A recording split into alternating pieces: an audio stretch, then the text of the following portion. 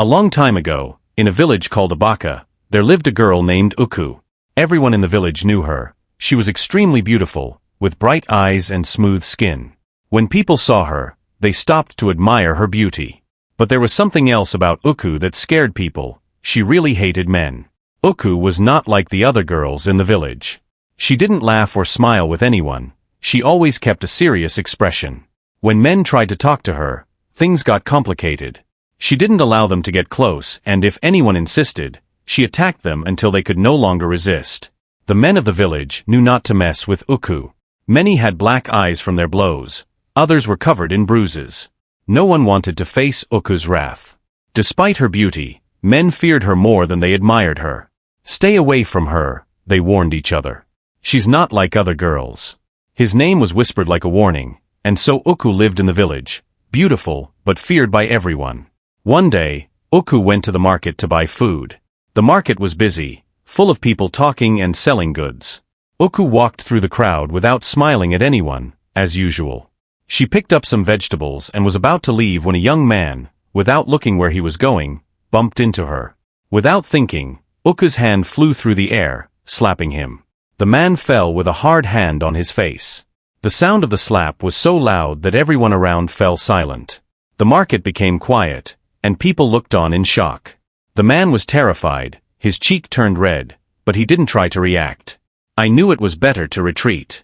His eyes widened in fear as he quickly bowed his head and said, sorry. Without waiting for Uku to say anything, he turned and ran as fast as he could, disappearing into the crowd. The women in the market shook their heads, some whispering, she did it again. But no one dared speak directly to Uku. Everyone knew better. The market returned to normal, but the fear of Uku grew even more in the hearts of the residents. In Abaka village, many men wanted to marry Uku. Even though they were afraid of her, they couldn't stop admiring her beauty. Some thought, if I'm nice to her, she might like me. Others believed they could change her and make her more docile. But everyone was wrong. One by one, the men tried to conquer Uku. They brought gifts, spoke sweet words and tried to win his heart, but Uku was not impressed. She saw past their antics. Whenever a man tried to get too close, she would severely attack him. They would leave his house with bruises on their faces, and some would even beg for mercy, but Uku never showed it. Even one of the village chiefs believed his son would be different. She won't dare touch my son, he said proudly. The chief's son went to Uku smiling, thinking that his high status would impress her. But Uku didn't care who he was. When he tried to charm her, she punched him so hard he lost 2 teeth. The young man returned home with a swollen face and missing teeth, barely able to speak. The boss was furious, but he knew better than to challenge Uku. From that day on, the men of the village understood that, no matter who they were, Uku would never let them approach without a fight. The men were tired of being assaulted by Uku. Stories of his strength and ferocity spread throughout Abaka. The village elders began to worry. Why does Uku behave like this? They argued among themselves. She's strong, but why does she hate men so much? They decided it was time to talk to her. They called her to Praka Davila, where everyone could see her. People gathered to watch. Men, women, and even children came to see what would happen. The children were curious to know what Uku would say. Uku entered the square, tall and fearless. She looked around, seeing everyone's eyes fixed on her. The elders sat in a circle and waited for her to speak. But Uku showed no fear. He kept his head up and his eyes fixed. The elders began to ask questions. Uku, why do you fight against men? Why do you hit everyone who comes near? Uku didn't hesitate. He looked calmly at the elders and replied, I will never let a man control me and I will never stop fighting them. His words shocked everyone. The villagers whispered among themselves, trying to understand the reason for their actions, but Uku refused to explain. The elders, with no other option, let her go. The village's curiosity increased, but Uku kept his secret hidden. The villagers returned to their homes still whispering about Uku. One hot afternoon, Uku went to the stream to get water. The sun was high and the path was arduous. As she returned with her full pot, her foot slipped on a rock and she fell to the ground. The pot broke and his foot got hurt. She moaned in pain, trying to get up, but it was difficult. A farmer nearby saw what happened and ran to help her. He bent down to bind his injured foot, trying to stop the bleeding. But Uku didn't understand. thought he was trying to take advantage of her while she was hurt. Without waiting, Uku's hand closed in a punch, hitting the farmer in the face and making him flinch. "Don't you dare touch me," she screamed, her eyes burning with anger. The poor farmer, his face swollen, tried to explain, "I was just helping you." But Uku didn't listen. She was furious, thinking the worst. The farmer knew better than to react. In Abaka, men could not assault women no matter what. He stood up slowly, his face bruised and his body sore, and walked away silently, leaving Uku at the edge of the stream. The story of Uku's fury spread like wildfire. She attacked a farmer who was just trying to help, and the villagers whispered about it, but no one dared to confront her. Everyone knew his capabilities, and his fearsome reputation grew even more. Despite her fierce reputation, Uku's beauty caught the attention of the village prince. He was intrigued by her strength and independence. No one in the village resembled her. The prince believed he could win her over, so he began visiting her with gifts, fine clothes, fruit, and rare jewelry. Uku didn't reject him, but he didn't get closer either. She remained cautious, watching his every move. The villagers could not believe that the prince would be able to change her, but they whispered that perhaps he was the exception. One day, the prince invited Uku for a walk by the stream. The air was cool and the water flowed smoothly as they walked side by side. The prince thought to himself, "Maybe Uku is starting to like me, she hasn't pushed me away so far." Feeling confident, the prince made a terrible mistake. He reached out to hold Uku's hand, thinking it would be a kind gesture. But for Uku, it was anything but smooth. It looked like someone trying to control her, like the men she had faced before. In an instant, Uku's temper exploded. Her eyes flashed with anger, and before the prince could say another word, she attacked him. Bam! She punched him hard in the chest and then pow! Another blow to the face. The prince tried to defend himself, but Uku was too strong and fast. She didn't stop until he was on the ground, bruised and bleeding. The prince's guards, who were nearby, rushed to help him.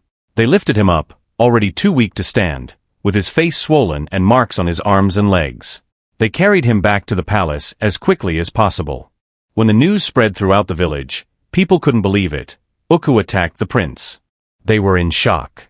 Even though they knew that Uku was fierce, they never imagined that she would attack someone from royalty. The whole village whispered about what had happened, wondering what would happen next. When the prince returned to the palace, bruised, the king was furious. "Who dared to do this to my son?" roared. The servants trembled, but everyone knew it was Uku. No one in the village had the courage to attack the prince. The king immediately summoned Uku to the palace. The words quickly spread throughout the village, and everyone rushed to the palace, eager to see what would happen. "How will Uku respond to the king?" they whispered. The palace courtyard was full of residents, all awaiting the arrival of the fearless girl. When Uku finally appeared, he entered the palace courtyard with his head held high. People watched her, wondering if she would be scared, but Uku showed no fear. She stood firm before the king, her eyes bold and unwavering, just as she had done with the village elders. The king, sitting on his throne, looked at Uku with flaming eyes. "Why did you attack my son?" he demanded, his voice echoing through the courtyard, making the residents shiver. But Uku didn't hesitate. He remained silent, his face hardened and his eyes filled with anger and pain. "Speak, girl," the king shouted again, but Uku remained silent. She kept her mouth closed, her heart pounding in her chest. The villagers leaned in, waiting to hear what she would say, but Uku kept her reasons hidden, refusing to explain herself to the king. The king's fury increased by the minute. "How dare you remain silent before me?" he shouted. But Uku remained motionless, his secret locked deep within him. The villagers began to murmur among themselves, wondering why Uku had acted the way he did, but no one knew the truth. For now, Uku's reason remained buried in his heart. The king, increasingly furious, pressed again. "Uku, why did you hurt my son? Speak now or face the consequences." Uku's heart was too heavy to continue hiding the truth. His fierce face softened, and for the first time, the villagers saw something different in his eyes. Tears came, and his voice shook as he began to speak. "My father, the man who was supposed to protect us, he was not kind." His voice was low but full of pain. The villagers came closer, straining to hear the story that Uku had kept hidden for so long. His eyes were full of tears as he told the story he had kept for so long. "He beat my mother every day, treated her like a slave, shouted at her and pushed her. Whenever she tried to defend herself or speak, he threatened her. He raised his hand, and she remained silent, too afraid to say anything. The crowd fell silent, listening to every word. Uku's voice broke as she continued. One day, my mother was pregnant. There was a small argument, something so insignificant, but my father lost his cool. He hit her so violently that she fell to the ground and lost the baby. Shortly after, she also lost her life. Uku paused, tears now flowing freely. After my father died, I thought I would be safe. But when I went to live with my uncles, it was no better. They were cruel men, just like my father, but even more shameless. They brought different women to their house every day.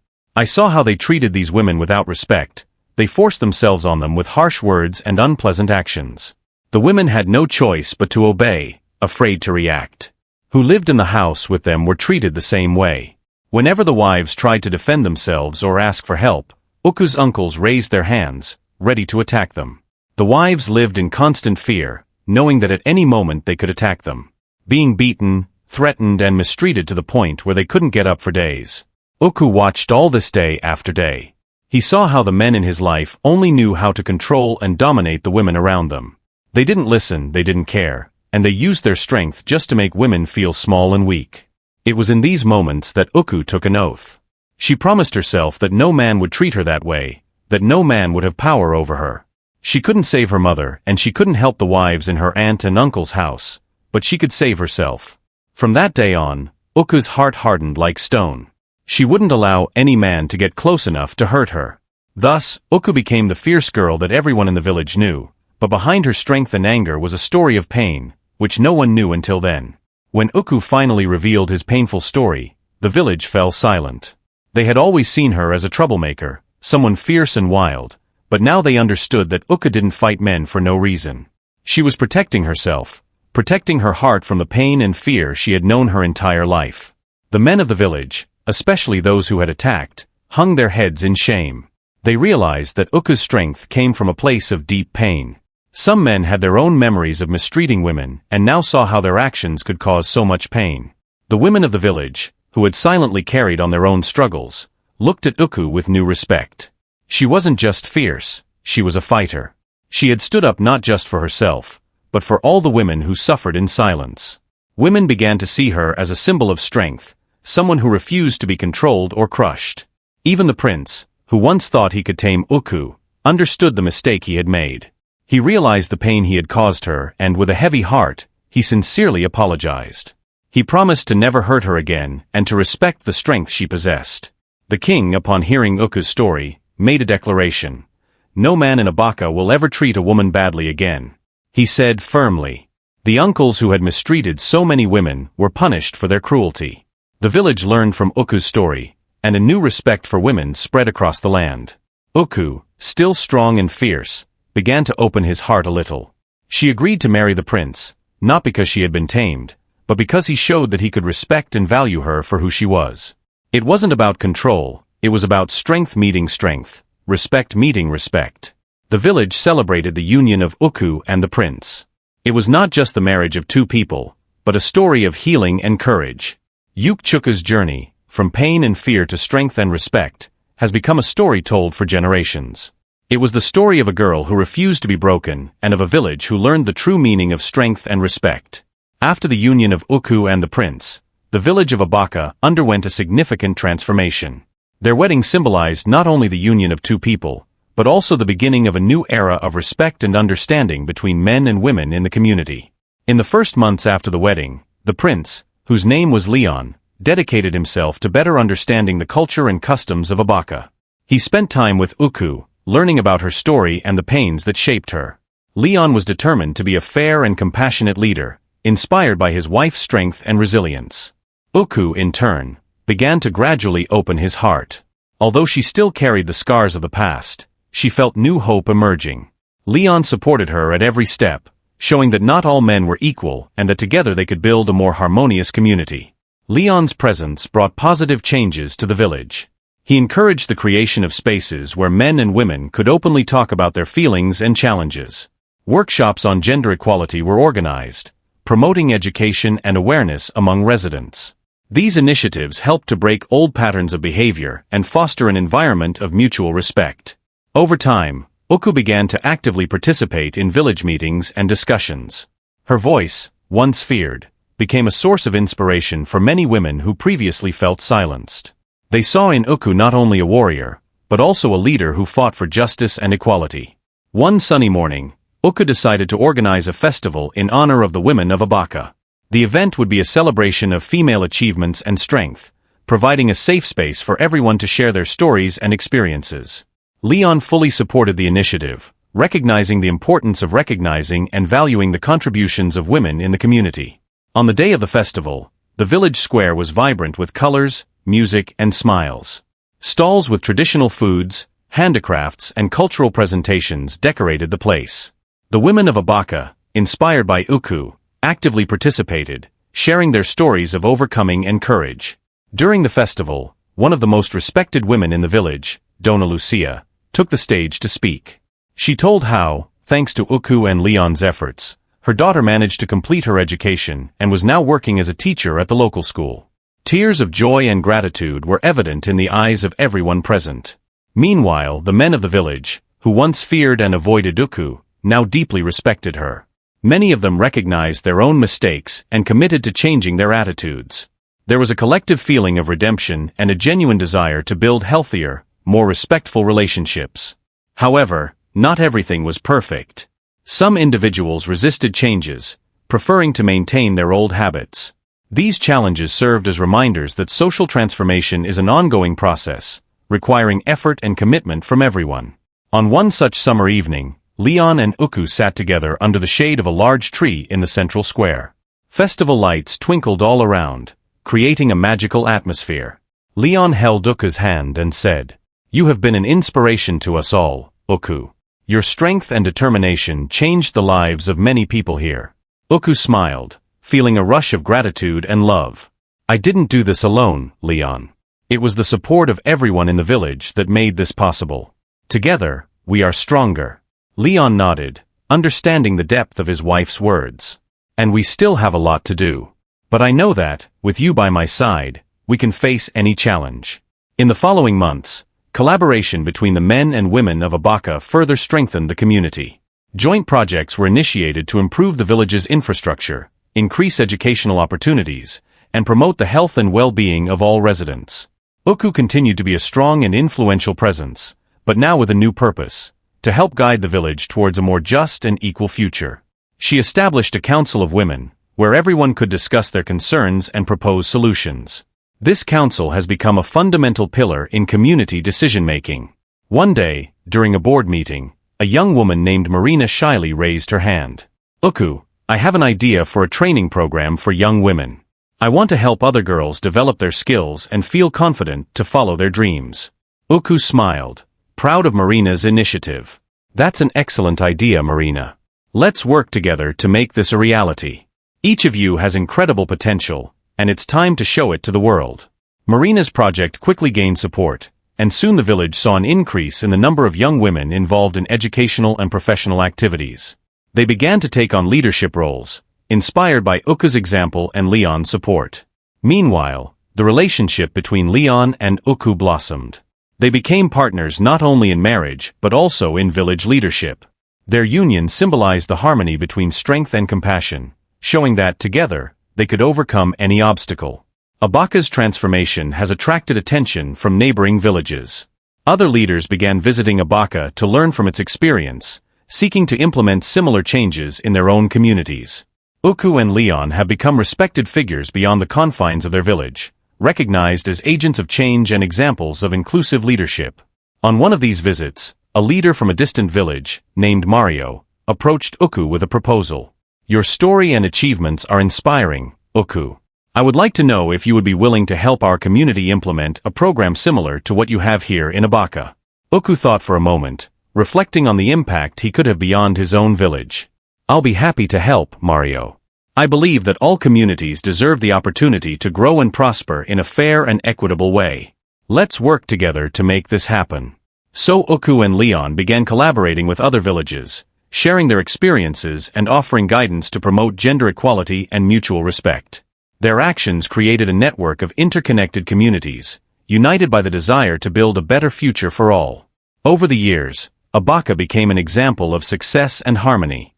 Stories of transformation and overcoming spread, inspiring future generations to value strength, respect, and cooperation. Uku, now a recognized and loved leader, continued to fight for justice and equality, always with Leon by her side.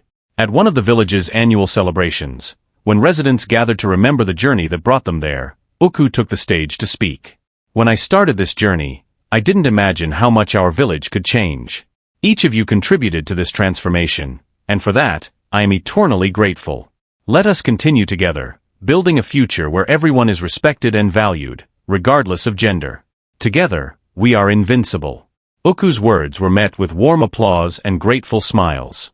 The village of Abaka had become a true symbol of strength, respect, and unity, thanks to the courage and determination of a girl who refused to be broken. And so, the story of Uku and Abaka continued to inspire not only the villagers, but also all those who heard about their journey. A story of pain transformed into strength, of fear overcome by respect, and of a community united by the courage to face adversity together. I hope you enjoyed the story. If so, please like the video, comment what you learned from this tale, and don't forget to subscribe to the channel for more enchanting stories like this. Thanks.